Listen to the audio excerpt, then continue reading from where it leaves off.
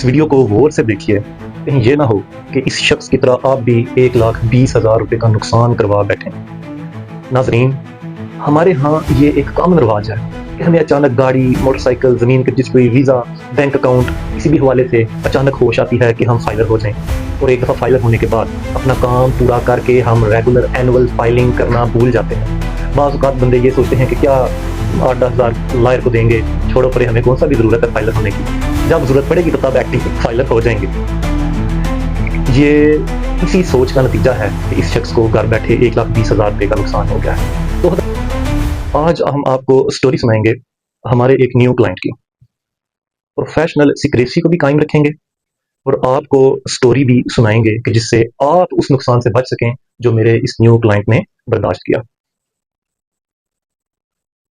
2023 में ये फाइलर हुए किसी लायर के थ्रू, और 2024 और 2025 में इन्होंने अपनी लापरवाही की वजह से अपनी सालाना इनकम टैक्स रिटर्न यानी सालाना फाइल सबमिट नहीं करवाई। अब इनको अर्जेंट एक ज़मीन की रजिस्ट्री करवाने की नौबत आई है, जिसके लिए इनको अपना फाइलिंग स्टेटस एक्टिवेट करने की ज़रूरत है। इनकी प्रॉपर्टी की वैल्यू थी 40 लाख, जिसके ऊपर अगर ये नॉन फाइलर होते तो इनको 4.5 लाख रुपए टैक्स अदा करना पड़ना था। रजिस्ट्री के दौरान इनको 4.5 लाख रुपए एडवांस टैक्स अदा करना पड़ना था। लिहाजा ये चाहते थे कि ये फाइलर हों और इनको काफ़ी हद तक टैक्स में एग्जेम्पशन मिले। अब यहाँ पे मसला ये था कि फाइलिंग की लास्ट डेट 30 सितंबर थी, जिसको एक्सटेंड करके एफबीआर ने 31 अक्टूबर तक टाइम दिया, और 31 अक्टूबर की डेट भी इन्होंने गुजार दी, और 7 नवंबर को ये मेरे पास तशरीफ लाए कि हमें फाइलर कर दें, हमारा स्टेटस इनएक्टिव हो गया है। हमने इनकी 2025 की फाइल और एटीएल सरचार्ज फीस सबमिट करवा के इनको दोबारा से फाइलर किया या इनका स्टेटस दोबारा से एक्टिव किया।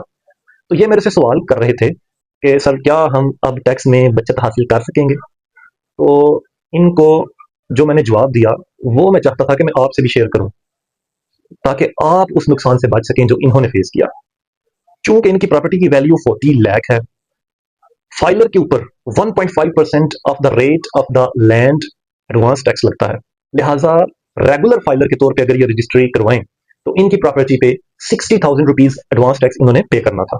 लेकिन चूंकि ये लास्ट डेट गुजर जाने के बाद आए हैं तो इनको लेट फाइलर का स्टेटस मिला है, जिसपे 4.5% एडवांस टैक्स लगता है। लिहाजा अब इनको 1,80,000 रुपया टैक्स अदा करना पड़ेगा, यानी कि 1,20,000 रुपये सिर्फ इनको ये 7 दिन लेट होने की वजह से अदा करना पड़ेगा। अगर ये नॉन फाइलर होते, ये सिरे से ही फाइलर ना होते, तो इन पे 10.5% टैक्स लगना था, यानी 4.5 लाख रुपए टैक्स। चलो इनका तकरीबन 2.25-3 लाख रुपया तो फिर भी बच ही जाएगा, 4.5 लाख की बजाय 1,80,000 बतौर लेट फाइलर ये अदा करेंगे। लेकिन ये 60,000 रुपये एडवांस टैक्स अदा करके भी ये रजिस्ट्री करवा सकते थे। इन्होंने लेट होने की वजह से, लेट फाइलिंग की वजह से लेट फाइलर का स्टेटस हासिल किया, और अब इनको बैठे बैठे 1,20,000 रुपया ज्यादा टैक्स अदा करना पड़ेगा। नाजरीन, हमारे यहाँ ये एक कॉमन रिवाज है कि हमें अचानक गाड़ी, मोटरसाइकिल, ज़मीन की रजिस्ट्री, वीज़ा, बैंक अकाउंट किसी भी हवाले से अचानक होश आती है कि हम फाइलर हो जाएं। और एक दफ़ा फाइलर होने के बाद अपना काम पूरा करके हम रेगुलर एनुअल फाइलिंग करना भूल जाते हैं। बाज़ औक़ात बंदे ये सोचते हैं कि क्या 8-10 हज़ार लायर को देंगे, छोड़ो परे, हमें कौन सा भी ज़रूरत है फाइलर होने की, जब ज़रूरत पड़ेगी तो तब एक्टिव फाइलर हो जाएंगे। ये इसी सोच का नतीजा है कि इस शख्स को घर बैठे 1,20,000 रुपये का नुकसान हो गया है। 2024 और 25 की अगर ये फाइलिंग करवा लेते, 10-15 हज़ार रुपया ही इनका खर्च होना था ना। 1,20,000 में से 10-15 हज़ार निकाल दें तब भी इनको 1,05,000 1,10,000 का बचत ही होनी थी। लिहाजा अगर आपको लगता है कि आप अगले 1 साल, 2 साल, 3 साल, 4 साल में किसी भी प्रॉपर्टी की खरीदो फरोख्त करने वाले हैं, इंसान को आइडिया तो होता ही है कि वो अगले 4-5 साल में कोई खरीदो फरोख्त करेगा, तो आप अभी से हर साल बर वक्त एनुअल फाइलिंग करें, ताकि आप रेगुलर एक्टिव फाइलर स्टेटस के अंदर लाए करें, ताकि जब रजिस्ट्री का वक्त आए, ताकि जब वीजा का वक्त आए, ताकि जब बैंक अकाउंट खुलवाने का वक्त आए, ताकि जब व्हीकल रजिस्ट्रेशन का वक्त आए, तो आप लेट फाइलर की कैटेगरी में ना, आप रेगुलर फाइलर की कैटेगरी में।